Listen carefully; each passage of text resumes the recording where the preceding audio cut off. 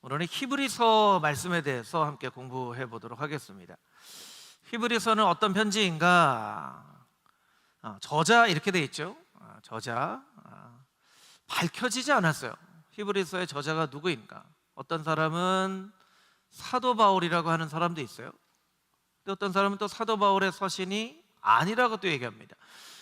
자, 우리 한번 복습을 해볼까요? 사도 바울의 서신 13권의 서신에 한 번도 빠짐없이 등장하는 인사가 있죠. 인사가 뭐죠? 두 단어인데 이렇게 대답을 해주셔야 우리 전 선생님 앞에서 제가 체면이 섭니다, 여러분. 은혜와 평강, 은혜와 평강이라는 인사가 한 번도 빠짐없이 다 나와요. 은혜와 평강은 말씀드린 것처럼 누가복음 1장에 은혜를 입은 자여 평강이 있을지어다, 그 천사의 마리아를 향한 그 인사를 통해서 나온 거예요. 그러니까 평강은 은혜를 받은 사람만이 누릴 수 있는 거예요. 세상에도 평강이 있죠. 근데 세상의 평강은 아주 일시적인 거예요. 일시적인 거. 마치 사사기에 보면 사사시대에 누렸던 두 가지 평강이 있는데, 하나는 태평이라고 번역되어 있는 샤카트라고 하는 동사인데, 이건 일시적인 거예요. 그냥 사사가 있을 때. 그리고 샬롬이라고 하는 평안은 하나님께서 주시는 평안이죠. 그 은혜를 받은 사람이 누리는 것이 바로 평강이에요. 근데 사도 바울의 편지에는 이 은혜와 평강이라는 인사가 있는데, 이 히브리서에는 은혜와 평강이라는 단어가 없어요. 그리고 사도 바울의 글을 보면 이 히브리서에 나온 그런 그 문체보다, 우리는 이제 원어를 읽지 않으니까 잘 모르지만 더 히브리서에 나와 있는 문체가 더 정돈된 문체이다. 사도 바울은 때로 막 강하게 감정이 섞인 말로 막 쓰기도 했는데, 히브리서는 굉장히 논리적으로 차분하게 썼다는 거예요. 혹은 바나바다, 혹은 지식이 뛰어난 아볼로다, 혹은 누가다, 뭐 이렇게 이야기하는 사람이 있는데, 모든 성경학자들이 다 이 관점이 달라요. 3세기의 교부였던 오리겐이라는 사람이 이렇게 얘기합니다. 누가 이 서신을 썼는지는 하나님만이 아신다. 근데 중요한 것은 무엇이냐면, 성경을 정경화했을 때 66권의 성경이 이게 우리가 믿고 따라야 될 성경입니다 했을 때, 누가 쓴지도 모르는 히브리서의 서신을 정경으로 채택을 했다는 거예요. 여러분 한번 생각해 보세요. 여러분에게 누가 편지를 썼어요. 요즘 그런 거 있죠. 뭐 포온글 이런 거 있죠. 포온글 퍼왔다고 하면서 막 이렇게 막 이 글 하는데, 여러분 포온글 가운데는 나중에 살펴보면 잘못된 내용의 글들도 꽤 많이 있어요. 그렇죠, 여러분? 네. 이거 맞다고 했는데 나중에 알고 보니까 잘못된 거네. 뭐 내일부터 무슨 도로교통법이 바뀌어서 이렇게 되면은 막 벌금을 10만 원짜리 벌금 맞습니다 해가지고 막, 저도 그런 적 몇 번 있는데 가족방에 막 올리고 했는데 나중에 알고 보니까 이거 잘못된 거다. 그러니까 누가 썼는지가 되게 중요한데, 여러분 생각해 보세요. 누가 썼는지도 모르는 글. 여러분 신구약 성경을 여러분들이 기억해 보시면, 물론 구약 성경은 저자가 약간 이렇게 의심되는 경우도 있지만, 그래도 대부분 다 이 저자가 누구일 것이라는 정설들이 있어요. 그런데 신약 성경, 구약 성경 중에서 유일하게 히브리서가 누가 썼는지 모르는 사람이 쓴 서신이에요. 그런데 이걸 어떻게, 이 글을 누가 썼는지 알고, 그리고 어떻게 성경이라고 결정할 수 있었겠냐는 거예요. 이 결정 자체가 사실은 굉장히 놀라운 결정이거든요. 근데 그 의미가 다 있습니다. 제가 좀 이따 설명을 드리겠지만, 히브리서는 누가 썼을까? 오늘 읽은 본문의 말씀에도 보면, 여러분 19절 말씀 자막을 한번 보여주시면, 이 내가가 히브리서를 쓴 사람이죠. 너희에게는 어떤 사람입니까? 이 강의 안에 나와 있지만 흩어져 있는 디아스포라 유대인들이지만, 사실은 이 편지를 쓰는 사람에게는 그 대상자가 분명한 사람들이 있었어요. 분명한 사람들이 있었는데, 나중에 이 서신의 제목을 히브리 사람들, 흩어 있는 히브리의 이 유대인의 배경을 가지고 있는 크리스찬들에게 쓴 편지, 이렇게 이름이 적혀졌다라는 거예요. 내가 너희에게 기도하기를 더욱더 원한다. 21절 말씀을 보시면 20절 말씀을 보시면 양들의 큰 목자이신 우리 주 예수를 영원한 언약의 피로, 우리가 있어요. 이 편지에는 편지를 쓰는 내가 있고 편지를 듣는 너가 있고 우리가 있어요. 이게 어떤 사람들을 의미하는 거예요? 어떤 사람들이냐? 이게 굉장히 중요합니다, 여러분. 이걸 좀 오늘 이해하고 넘어가야 되는 것 같아요. 자, 다시 강의 하나 넘어와서, 왜 흩어져 있는 디아스포라 유대인들이라고 되어 있는데 사실은 이 유대인이라고 설명하기보다 유대인 배경의 크리스찬들이죠. 유대인 배경의 크리스찬들이에요. 여러분들이 옆에다가 이렇게 써놓으시면 좋을 것 같아요. 목적이 있습니다. 목적이 박해 속에서 신앙을 지키며 살아가는 기독교인들, 유대교를 배경으로 한 기독교인들을 권면하기 위함이었습니다. 왜냐하면 일부 사람들은 예수님이 메시아라는 그 믿음으로 인해서 박해를 받는 경우들이 있었기 때문에 그래요. 그래서 이 사람들이 박해를 받는 크리스찬으로 살아가다가 예수님을 메시아로 믿고 따르니까 우리가 박해가 너무 많아, 우리 다시 유대교로 돌아가자. 유대교를 배경을 하고 있으니까 유대교로 돌아가기가 쉽죠. 제가 화요일 새벽 예배 때도 요한복음 21장 말씀을 통해서 말씀을 드렸는데, 여러분, 요한복음 21장은요 너무나 놀라운 말씀이에요. 왜냐하면 요한복음 20장에 부활하신 예수님이 나타나셔서 제자들에게 말씀하시거든요. 도마에게 너 옆구리에 손 넣어봐라 했는데 21장에 보면 제자들이 고향인 갈릴리로 돌아가요. 여러분, 이게 어떻게 된 일인가요? 부활하신 예수님을 만났는데 제자들이 갈릴리 돌아가요. 7명이나 갔어요. 그 가운데는 갈릴리가 고향이 아닌 사람도 있었을 거예요. 베드로가 물고기 잡으러 가야 되겠다 하니까 제자들이 나도 그러 다 따라가요. 어부가 직업이 아닌 사람도 있었어요. 그러니까 베드로가 하자는 대로 이렇게 따라가는 거예요. 그러니까 부활하신 예수님을 만나도 성령 충만함을 받지 않으면요, 우리는 과거로 돌아가려고 하는 본성이 있어요.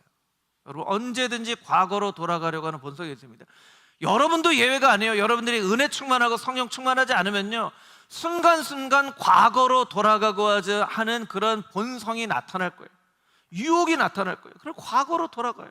과거의 습성으로 돌아가고 과거의 습관으로 돌아가고, 예루살렘에 머물러서 성령이 오시기를 기다리려 했는데 갈릴리로 가버려요.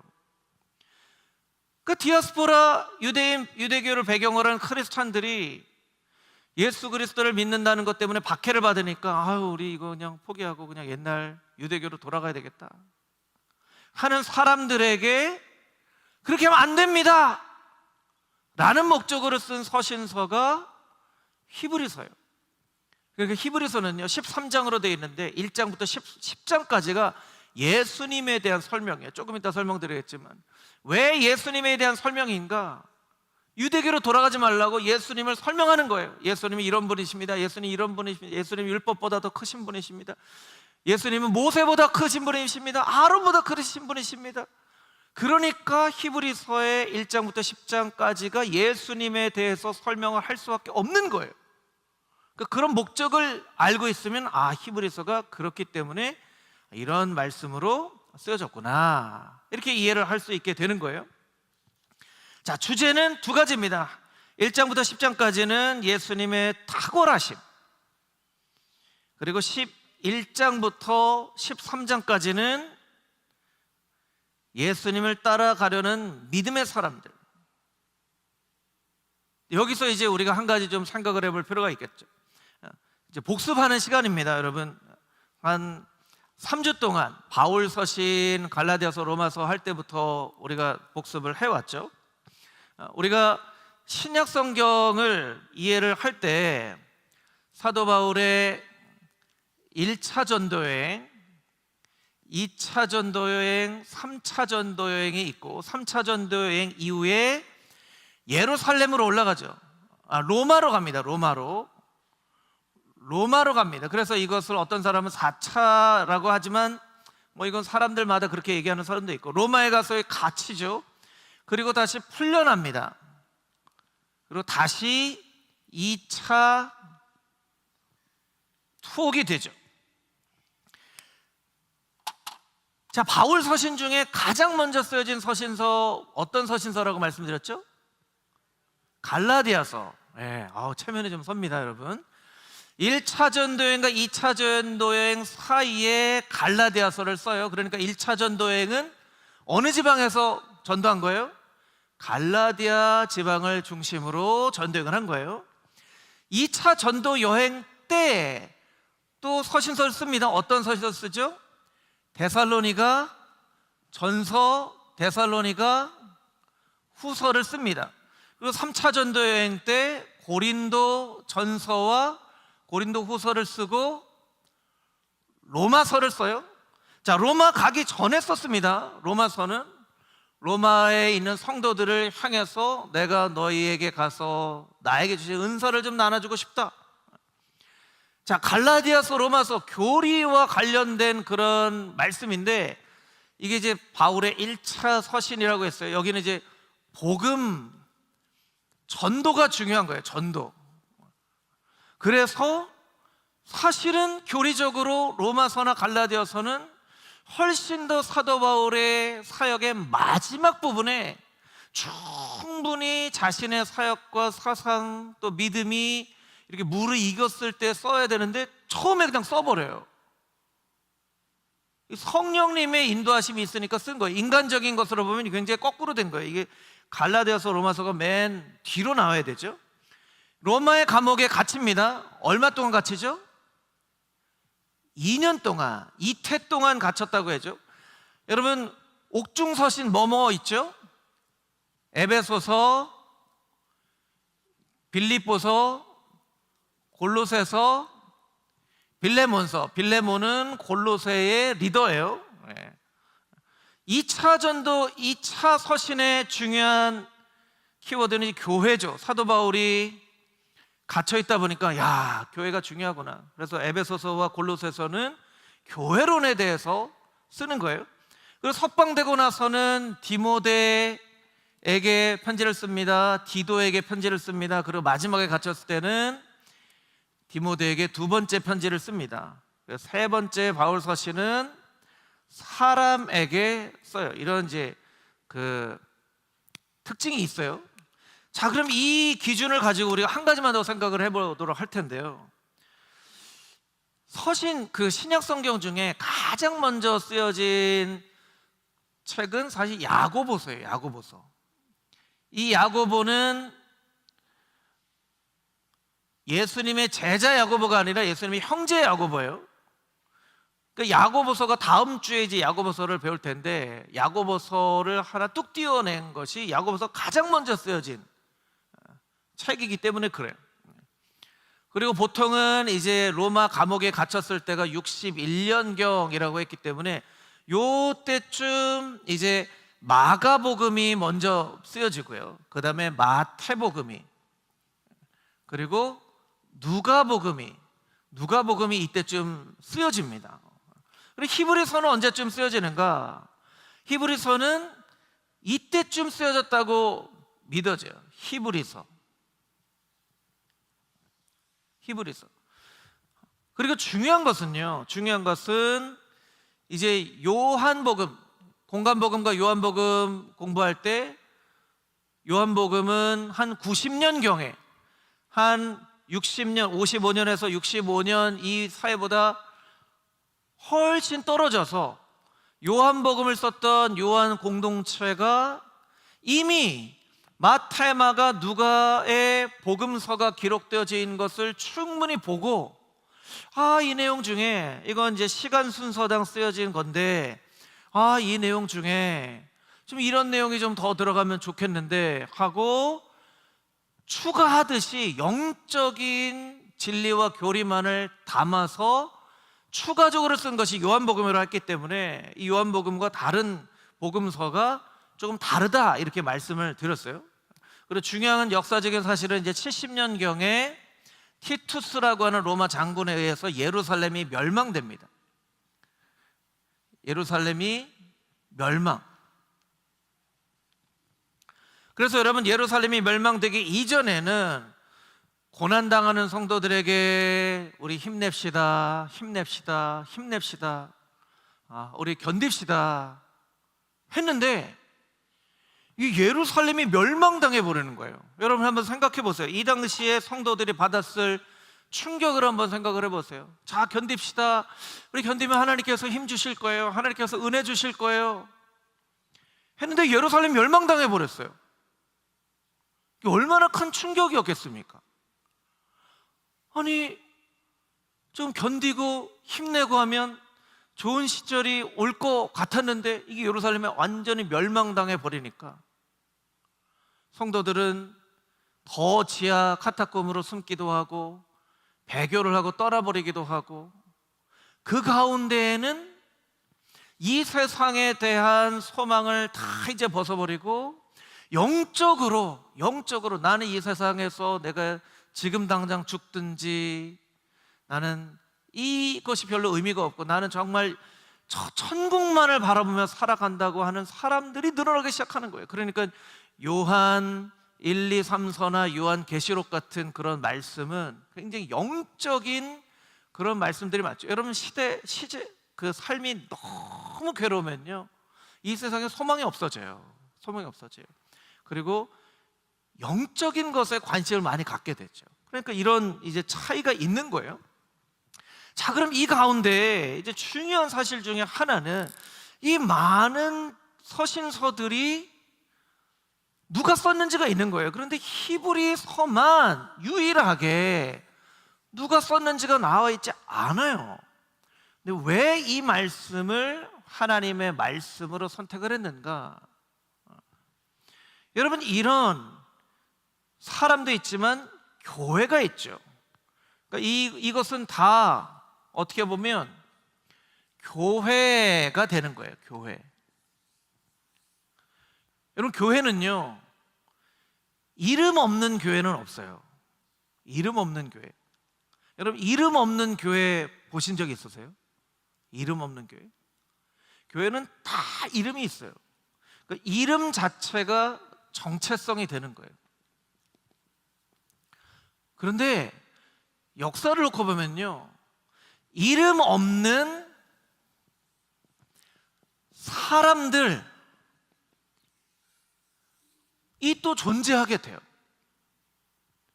이것을 어떻게 구별할 수 있냐면, 이 교회를 처치라고 하면 이 사람들을 페러처치라고 하죠. 페러처치는 뭐냐면 운동이에요. 운동. 그래서 중세의 교회들이 타락할 때에도 이름 없는 사람들을 통한 수도사들이 혹은 이집트에 노동을 하는 그런 사람들이 자신의 신분을 숨기지만 정말 예수님께 받은 그 은혜를 잊어버리지 않기 위해서 지저스 프레이어라고 하는 하나님의 아들 예수 그리스도시여 나를 불쌍히 여겨 주시옵소서 하는 헤지키야 영성이라고 하는 이 기도문을 하루에도 수천 번씩 반복하면서 그 신앙을 이루어왔는데, 어떤 의미에서는 교회가 타락했을 때도 이 운동을 했던 사람들을 통해서 이 기독교의 역사가 끊어지지 않았는데, 이 사람들은요 이름이 없는 사람들이에요. 이름이 없는 사람들.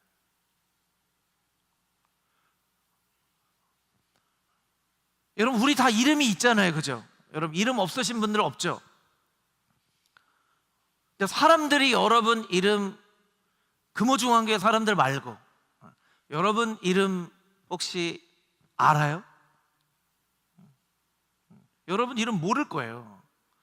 예를 들면 유명한 목사님이나 아니면 뭐 유명한 크리스천 연예인들이나 이런 사람들은 이름이 있어요.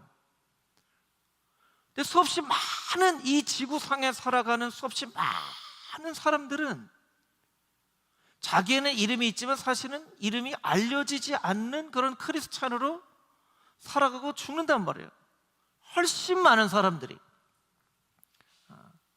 히브리서 11장에 보면 수없이 많은 믿음의 사람들의 이름이 나옵니다. 믿음의 사람들의 이름이 나와요.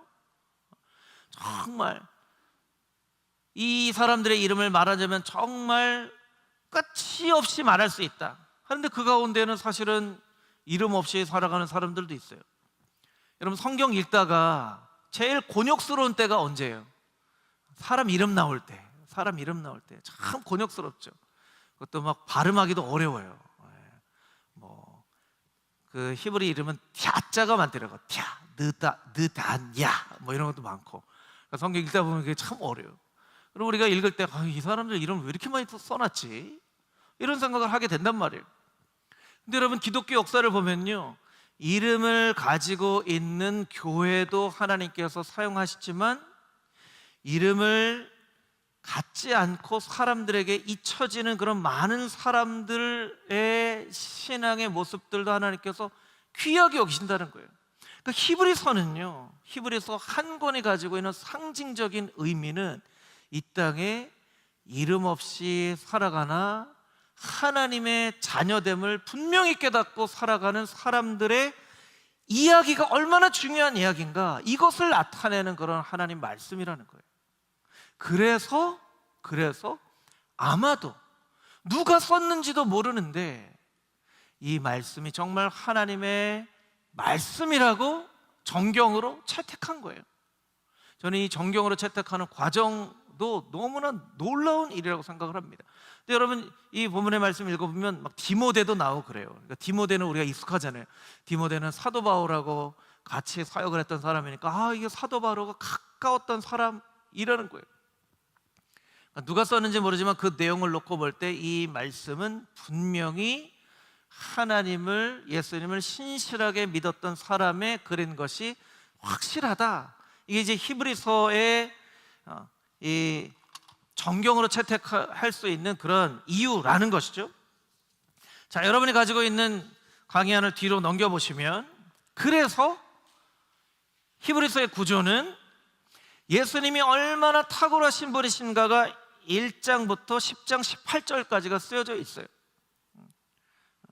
사실은 이 밑에다가 히브리서에 정말 너무나 멋진 성경 말씀이 많거든요. 성경 말씀을 이렇게 좀 하나하나씩 여러분들에게 써 드리고 이 말씀을 읽을까 하고 생각을 했다가도 여러분들이 한번 히브리서를 쫙 읽어보시라고 이 장수를 좀 줄여서 그냥 뼈대만 여러분들에게 말씀을 드립니다.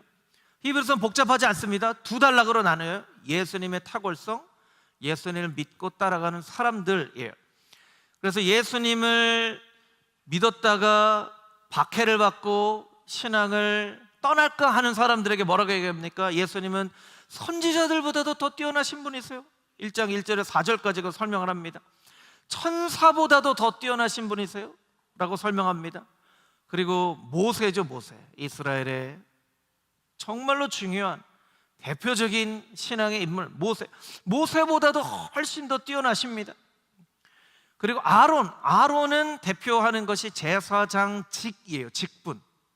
아론보다도 여기 이제 성소보다도 더 뛰어나신 분이십니다 하고 아론을 이야기할 때 신비로운 인물 중에 한 명이죠. 멜기세덱의 반차를 따라서 대제사장이 되신 예수 그리스도, 멜기세덱이라는 살렘 왕 멜기세덱이 나옵니다. 그리고 마지막으로 율법보다 더 뛰어나신 예수님에 대해서 설명해요. 히브리서는 신약의 레위기라고도 하는데 우리는 예수님을 설명하기 위해서는 복음서의 말씀을 우리가 설명해야 된다고 생각하지만 사실은 역설적으로 히브리서에 있는 말씀을 잘 읽어보면 예수님에 대해서 잘 알 수 있어요. 그러니까 누군가가 나 예수님을 좀 알고 싶습니다 하면 복음서를 읽어보세요 하는 것도 방법이 될 수 있지만 히브리서 1장부터 10장까지 한번 읽어보세요 하면 예수님에 대해서 훨씬 더 자세하게 깨달아 알 수 있어요. 왜냐하면 복음서는 예수님의 사역과 이야기들도 되어 있기 때문에 이게 좀 집중이 안 되는 그런 부분들도 있거든요. 그래서 여러분들이 히브리서를 꼭 여러분들이 읽어보시고, 이번 주가 히브리서니까 10장이면요 한 하루에도 읽을 수 있어요. 하루에도 여러 번 읽을 수 있어요. 여러분들이 오늘 가셔서 히브리서를 좀 한번 정독을 하면서 한번 읽어봐야 되겠구나 하고 한번 읽어보세요. 그러면 이 이 강의안을 놓고 이렇게 쭉 읽어보면 히브리서의 기자가 이런 생각을 가지고 이 편지를 썼구나라는 것이 여러분들이 느껴지실 거예요. 자, 그리고 예수님을 설명하고 나서 그 다음에 예수님을 따라가는 믿음의 삶을 이야기를 합니다. 믿음의 권면을 하고 우리가 잘 아는 히브리서 11장 믿음장이에요. 믿음장. 여러분, 사랑장은 어디예요? 사랑장 고린도전서 13장. 믿음장은 히브리서 11장. 히브리서 11장은 믿음장인데요, 사실은 믿음장이라기보다 믿음을 따라갔던 사람들의 이야기예요. 히브리서 11장을 보면요, 믿음을 따라갔던 사람들의 이야기가 쫙 나와요. 아브라함부터 이삭부터 쫙 라합까지도 나오고 쫙 나와요. 그 밑에 예수님을 따라 살아간 사람들, 이거 다 쓸 수가 없기 때문에 그 밑에 쓰여진 말씀을 두 구절만 읽어보면 32절, 33절 말씀 제가 한번 읽어볼게요. 내가 무슨 말을 더하리요? 기드온, 바락, 삼손, 입다, 다윗 및 사무엘과 선지자들의 일을 말하려면 내게 시간이 부족하리로다. 그들은, 어떤 사람들은 믿음으로 나라들을 이기기도 하며, 저는 이제 아이들마다 하나님께서 주신 말씀이 있는데, 저희 둘째에게 주신 하나님 말씀이 히브리서 11장 이 33절이에요. 믿음으로 나라들을 이기기도 하고. 여러분 생각해 보세요. 믿음이 뭐길래 나라를 이깁니까? 어떤 사람은 믿음이 나라들을 이긴다는 거예요. 그래서 핸드폰에 보면 둘째 예은이가 믿음의 딸 예은 이렇게 돼 있어요. 첫째는 지혜의 딸 예린 이렇게 돼 있고, 나라들을 이기기도 한다는 거예요.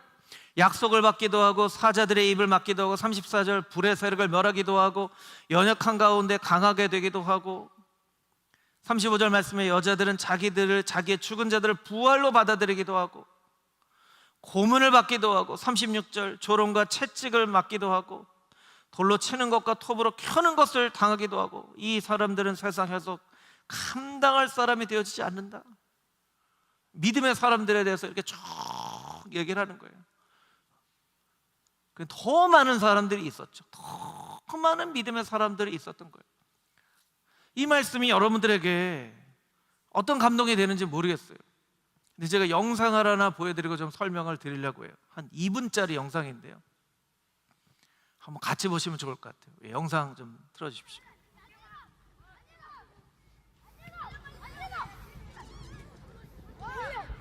나이스 수환이. 상대팀 많지. 그렇지.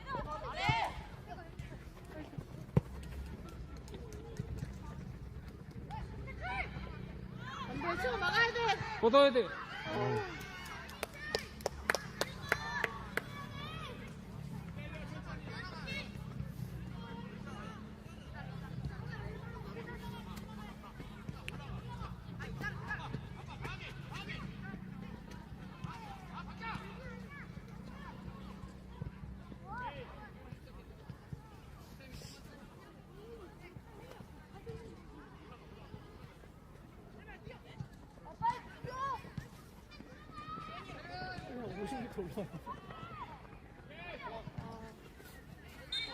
코너. 좋아. 오케이, 코너. 제발.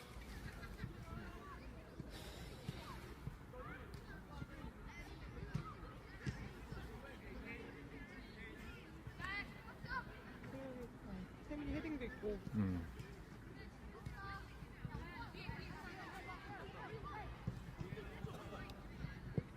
이거 잘못 봤다. 내려와야 돼 이제. 옳지, 예단이. 나이스. 옳지. 가자, 태민. 뺏어야 돼. 옳지. 네, 여기까지만 보도록 하겠습니다. 여러분 재미있으셨어요? 재미없죠? 이거 뭐 국가대표 게임도 아니고, 무슨 해설을 제대로 하는 것도 아니고 애들이 축구하는 거잖아요. 그렇죠? 여러분들 중에 그런 생각 하신 분도 있어요. 아니, 목사님은 저 영상을 왜 이렇게 길게 트시지? 재밌으신 분 별로 없으셨을 거예요. 저는 엄청 재밌게 봤어요. 제가 이 영상을 한 10번을 봤을 거예요. 제 아들이 여기 있거든요. 안예담! 맨 마지막에 막 수비 팍 뛰어가서 공 막은 애가 저 예담이에요. 막 뛰어가서 공 막을 때 제가 그렇지! 안예담! 저는 재밌게 봤어요. 여러분은 재미있게 아마 우리 김기복 권사님 마음이 너무 좋으셔서 여러분 성경에 이 사람 이름 왜 이렇게 많이 나와 있어 하고 이름들이 막 나와요.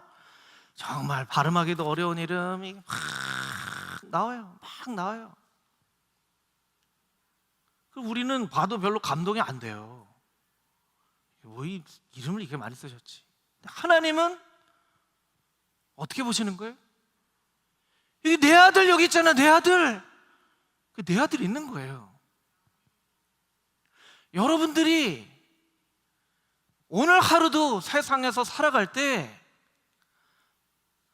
제가 마치 예다미의 경기를 보고 있는 것처럼 하나님께서 여러분의 영적인 싸움을 보고 계시는 거예요. 사람들에게 있어서는 여러분들이 이름 없는 사람이죠. 사람들에게 있어 제 이름 아세요? 하고 지하철에 가서 물어보면 무슨 미친 사람이 이렇게 얘기할 거예요. 사람들은 여러분 이름 몰라요.